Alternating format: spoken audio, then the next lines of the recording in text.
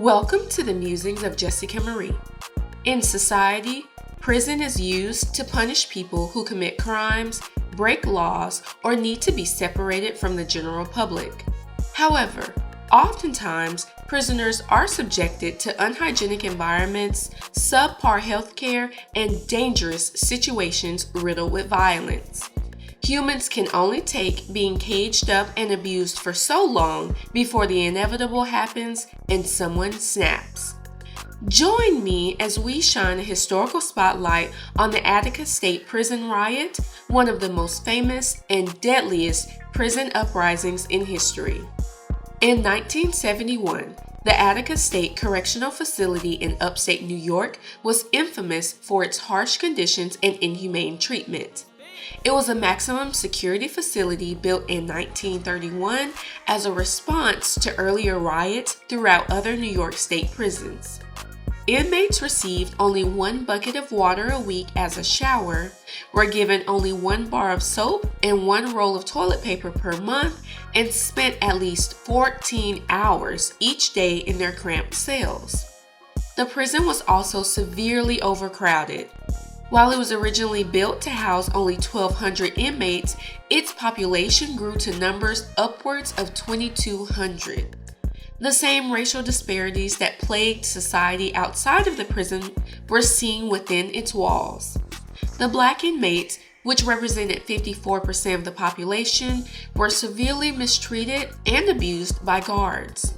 They received the lowest paying jobs available, frequently had their mail read, and black Muslims in particular were often stopped from holding religious services amongst each other.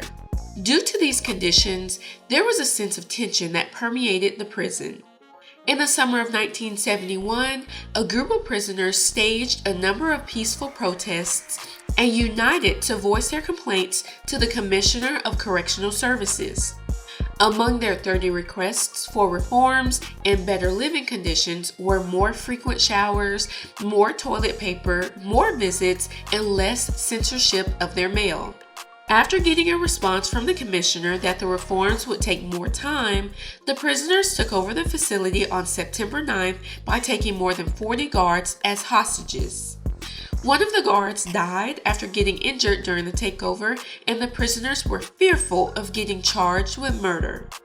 During negotiations with the commissioner, the inmates asked for complete amnesty to protect them from getting additional charges added to their sentences, but their request was ultimately denied by the authorities.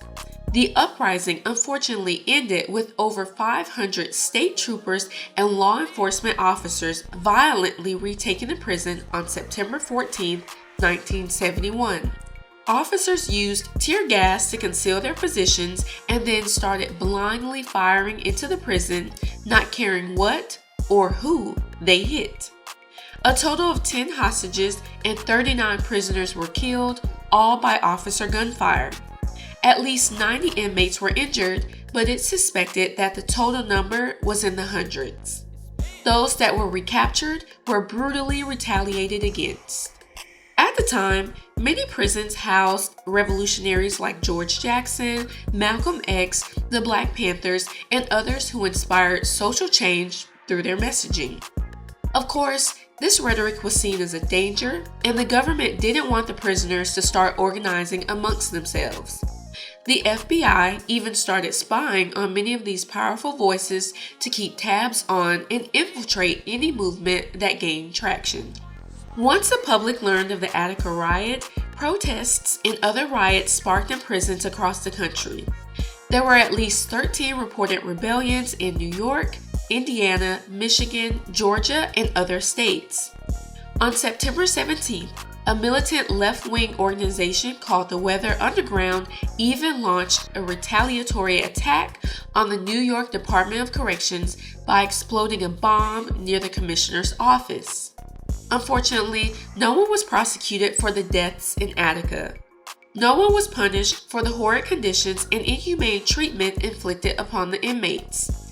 Some of the surviving prisoners started a lawsuit that lasted 25 years, but they only received a $12 million settlement for the abuse they suffered.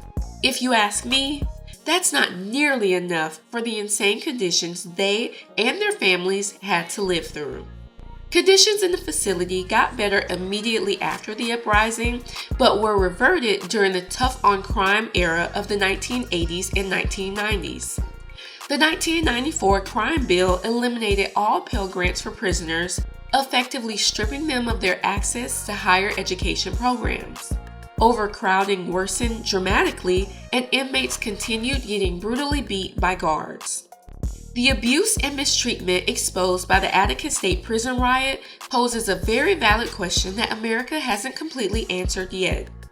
Who fights for the people that society has deemed unworthy of being saved?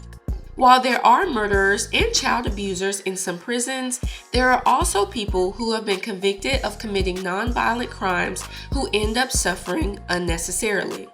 Where is their justice? The prison industrial complex is a modern reincarnation of slavery emphasized by the 13th Amendment. It's built on taking advantage of people based on their race and social class.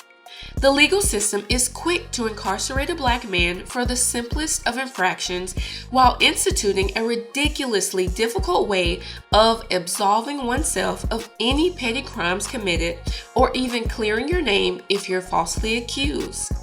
Reforming the system is the only way to truly stop the abuse seen in prisons across the country.